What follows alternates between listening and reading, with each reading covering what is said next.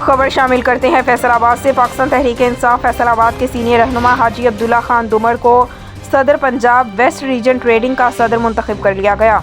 हमारे नुमाइंदा खुसूसी पाकिस्तान गुलाम दस्तगीर की तफसीलात के मुताबिक पाकिस्तान तहरीक इंसाफ फैसलाबाद के सीनियर रहनुमा हाजी अब्दुल्ला खान दुमर की पार्टी के लिए खिदमत को सराहते हुए उनको सदर पंजाब वेस्ट रीजन ट्रेडिंग का सदर मुंतखब कर लिया गया। हाजी अब्दुल्ला खान दुमर को सदर पंजाब वेस्ट रीजन ट्रेडिंग का सदर मुंतखब होने पर PC वर्ल्ड न्यूज़ नेटवर्क की पूरी टीम की तरफ से मुबारकबाद।